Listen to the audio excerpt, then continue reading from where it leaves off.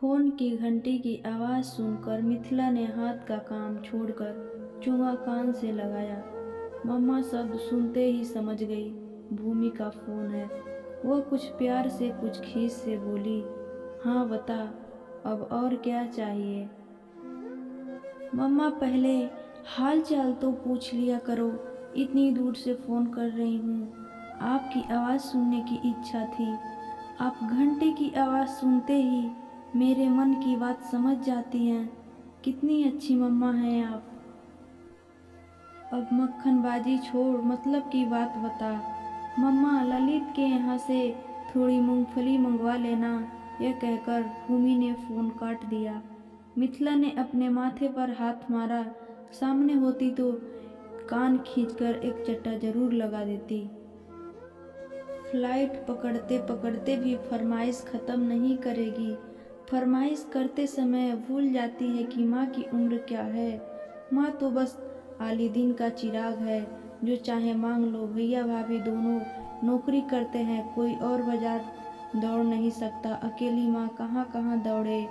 गोकुल की गजक चाहिए, प्यारे लाल का सोहन हलवा, सिकंदराबाद की रेवड़ी, जवे कचड़ी, कुट्टू की आटा, मूंग की भजिया, पापड़, कटहल का अचार, अब मूंगफली भी। कभी कहती है, मम्मा आप बाजार की खिचड़ी बनाती हैं गुड़ वाली। सुनकर उनकी आंखें भर आती है। तुम अभी तक स्वाद नहीं भूली मम्मा। जिस दिन स्वाद भूल जाऊंगी, अपनी मम्मा को और अपने देश को भूल जाऊंगी।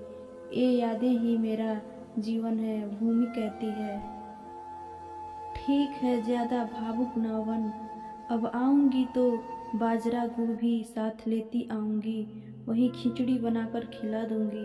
और इस बार आधा किलोग्राम बाजरा भी मिथिला में कुटवा छान कर पैक कर लिया है। कई बार रेवड़ी गजक खाते समय भूमि ख्यालों में सामने आ खड़ी होती है। मम्मा सब कुछ अकेले अकेले ही खाओगी, मुझे नहीं खिलाओगी। हाँ हाँ, क्यों नहीं, ले पहले तू खा ले। और हाथ में पकड़ी गजक हाथ में ही रह जाती। ख्यालों से बाहर निकलती तो खुद को अकेली पाती। झट भूमि को फ़ोन मिलाती।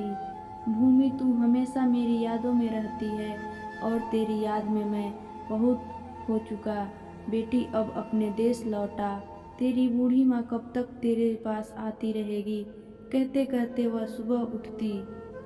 मम्मा आप जानती हैं कि मैं वहाँ नहीं आ सकती, फिर क्यों याद दिलाकर अपने साथ मुझे भी दुखी करते हो। अच्छा बाबा, अब नहीं कहूँगी, ले कान पकड़ती हूँ। अब अपने आंसू पोंछ ले। मम्मा आपको मेरी आंखें दिखाई दी।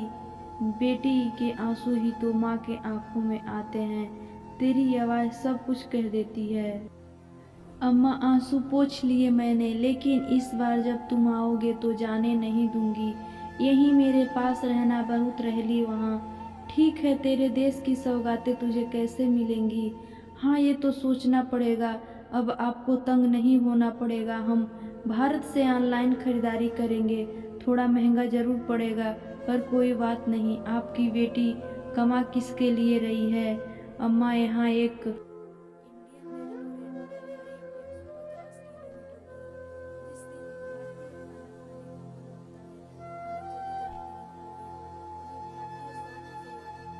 लेती हैं। बेटी की बातें सुनकर मिथिला की आंखें छलछला आई। उन्हें लगा कि बिटिया भारतीय व्यंजनों के लिए कितना तरसती है। पिज्ज़ा बर्गर की संस्कृति में उसे आलू और मूली का पराठा याद आता है। काश वह उसके पास रह पाती और रोज अपने हाथ से बना बना कर खिला पाती।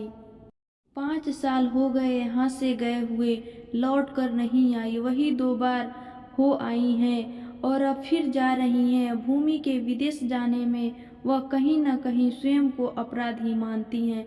यदि भूमि के विवाह को लेकर वह इतनी जल्दबाजी न करती तो ये सब न होता। भूमि ने दबे स्वर में कहा भी था कि मम्मा थोड़ा सोचने का वक्त दो।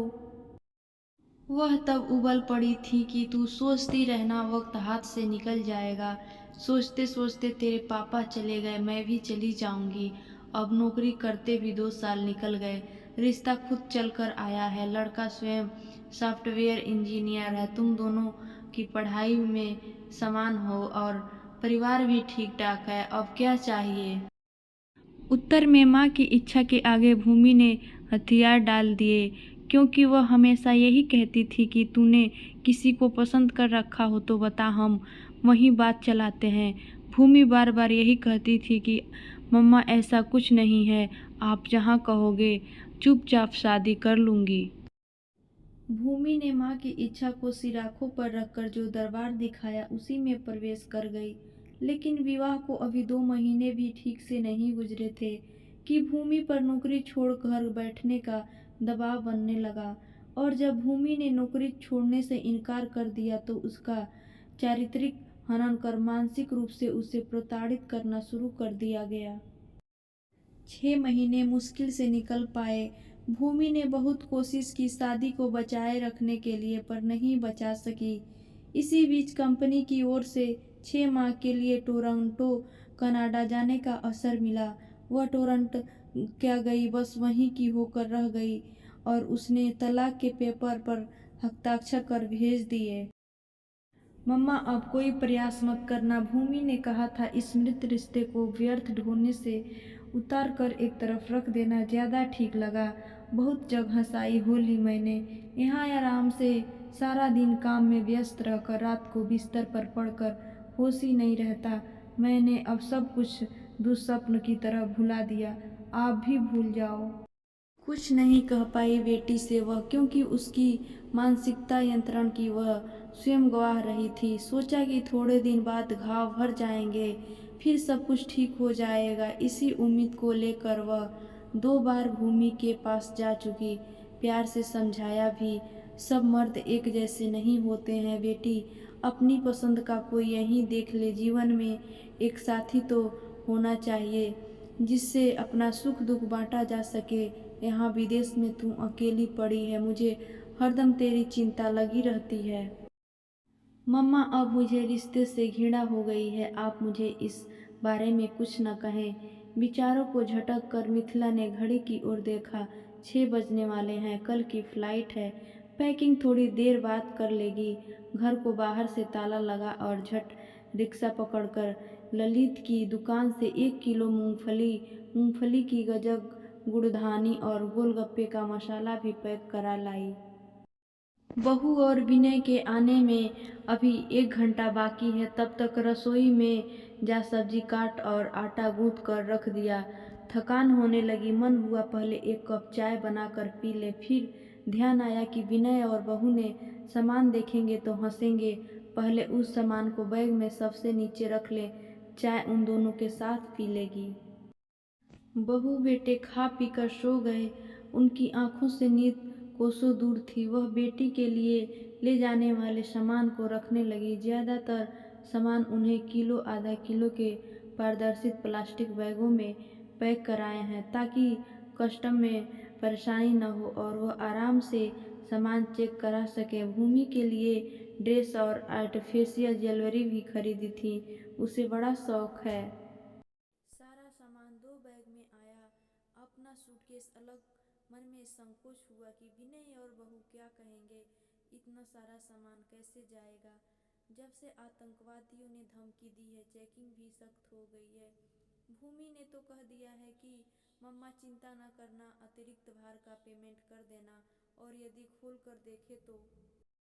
उनकी इस सोच को अचानक ब्रेक लग गया जब विनय ने पूछा, मम्मा आपकी पैकिंग पूरी है, कुछ छूटा तो नहीं? वीजा, टिकट और फॉरेन करेंसी सहेज कर रख ली? संकोचवश नीची निगाहें किए उन्होंने हाँ में गर्दन हिलाई। अगले दिन गाड़ी में सामान रखकर शाम 5 बजे ही एयरपोर्ट की ओर चल पड़े। रात 8 बजे की फ्लाइट है, 1.5 घंटा एयरपोर्ट पहुंचने में ही लग जाएगा। फिर काफ़ी समय सामान की चेकिंग और औपचारिकताएं पूरी करने में निकल जाता है। मिथिला रास्ते भर दुआ करती रही कि उनके सामान की गहन तलाशी न हो। लेकिन सोचने के अनुसार सब कुछ वहाँ होता है, वही हुआ जिसका मिथिला को डर था। बैग खोले गए और रेवड़ी, गजक व दलिये के पैकेट देखकर कस्टम अधिकारी ने पूछा, मैडम ये सब क्या है? अचानक मिथिला के मुंह से निकला, ये जो आप देख रहे हैं इस देश का प्यार है, ये यादें हैं, सौगातें हैं, और कोई इनके बिना विदेश में कैसे जी सकता है? मेरी बेटी 5 साल में भी इनका स्वाद नहीं भूली है। यदि मेरे सामान का वजन ज़्यादा है तो आप कस्टम ड्यूटी ले सकते हैं। मिथिला का उत्तर सुनकर कस्टम अधिकारी ने आंखों से इशारा किया और वह अपने बैगों को लेकर बाहर निकलने लगी। तभी मन में विचार कौधा कि कस्टम अधिकारी भी मेरी बेटी की तरह अपने देश को प्यार करता है, तभी मुझे यूँ जाने दिया।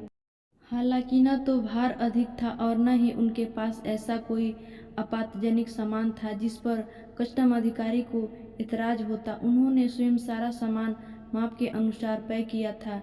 बैग खोलकर एक रेवड़ी का पैकेट निकाला और दरवाजे से ही अंदर मुड़ी, बोली, सर, एक माँ का प्यार आपके लिए भी इनकार मत कीजिएगा। कहते हुए पैकेट कस्टम अधिकारी की ओर बढ़ाया। थैंक यू मैडम, कहकर अधिकारी ने पैकेट पकड़ा, आंखों से लगाया और चूम लिया। मिथिला मुस्कुरा पड़ी। दोस्तों, अगर हमारी कहानी अच्छी लगी हो तो लाइक, शेयर और सब्सक्राइब करना बिल्कुल ना भूलें। Thank you.